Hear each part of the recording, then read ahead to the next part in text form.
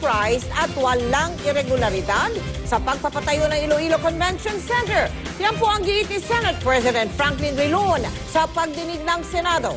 Pero ang nag-aakusang si Manuel Mejorada, nanindigang overpriced ang gusali kahit walang naipakitang ebidensya sa Senado. Nakatensyon sa pagdinig ng usisay ni Senadora Nancy Dina Drilon tungkol sa kung sino ba ang humiling ng pondo para sa proyekto. Nakatutok si June Veneracion.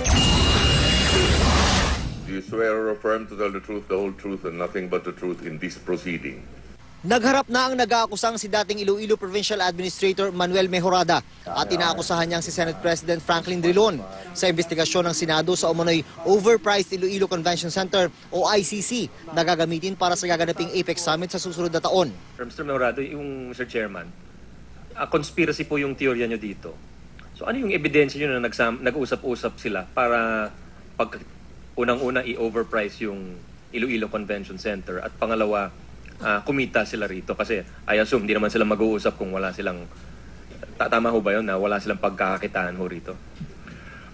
Mr. Chairman, as the Senate President said, I have to admit that right now there's no evidence because I have no subpoena powers.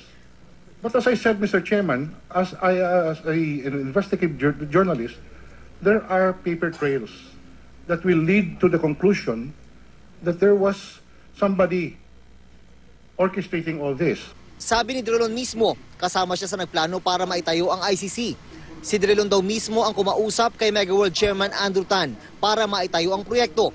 Kaya noong November 13, 2012, dinonate ng Megaworld sa Department of Tourism ang higit 70,000 square meters na lupa na may halaga raw na higit 500 milyong piso para tayuan ng ICC. Ipinagmalaki ni Drilon ang proyekto. Nakalibre raw ang gobyerno ng 500 million pesos dito. Pero ang punto ni Senador Sergio Osmeña, gobyerno ba talaga ang nakinabang o mas maraming benepisyo ang nakuha ang Megaworld Property Incorporated? It would be an advantage to the developer, would it not, since several hotels and office buildings are being developed there, to have a convention center. That's correct. It was there was a commercial benefit also to the developer. Sabi ni Osmeña, sa maraming bagay na sunod ang kagustuhan ng Megaworld. Nasa plano nila na may convention center sa lupaing i-develop nila.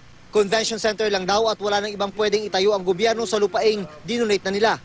Pati ang design, Megaworld din ang nagdikta base sa kasunduan. Bukod sa mga ito, malaking tax incentive pa raw ang nakuha ng Megaworld bilang donor. Pero hindi malinaw kung gaano kalaki. Naglaan si Drilon ng pondo para sa ICC mula sa Disbursement Acceleration Program noong 2013. Megaworld has a master plan. And I would suppose that the Department of Tourism checked out this master plan in order to make sure that the convention center would be in conformity with the master plan of Megaworld. As a matter of fact, it must have been Megaworld that decided where to put the convention center. And that was the piece of land that they donated. Itinanggi ni Drilon na may irregularidad sa proyekto. Hindi raw totoo na overprice ito ng higit 400 milyong piso. At wala raw siyang kinalaman sa anumang bidding na ginanap para sa proyekto. Sang-ayon dito ang dalawang cabinet secretary. We are proud of our role as the owners of this beautiful property, and together with the people of Iloilo, we look forward to its timely inauguration. Mr. Chairman, kaya kung ang nag-aakusa sa amin ay mapapatunayan na ako ay nakinabang o kumita ng kahit magkano, kahit 1 piso sa proyektong ito, ako ay nakahandang magbitiw agad sa pwesto. Pero pinanindigan ni Mejorada ang akusasyon niya. May irregularidad daw sa bidding na nauwi sa negotiated bidding at napunta sa Hillmarks Construction, bukod sa mataas daw talaga ang presyong inabot ito. Investigative journalist daw siya kaya nag-research daw siya. The original information that I obtained about the project, which was gathered by various sources during the briefing held during the unveiling for the Iloilo Convention Center, at nakalagay din po sa Wikipedia based on published sources, no? 6,400 square meters. Yun po ang ginamit ko sa pag-compute na at 679 million to complete phase 1 and 2, aabot po sa 106,226 per square meter po.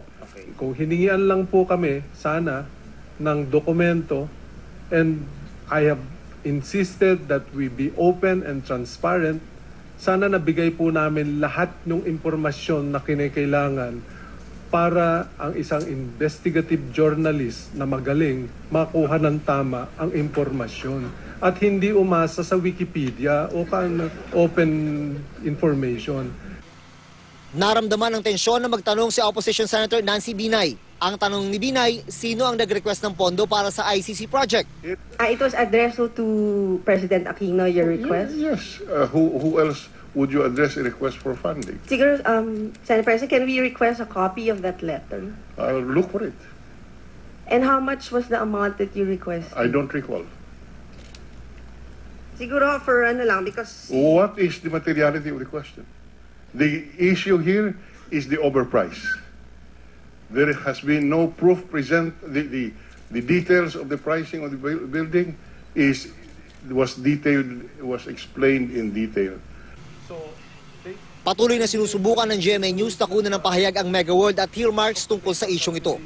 June Veneracion, Nakatutok, 24 Oras.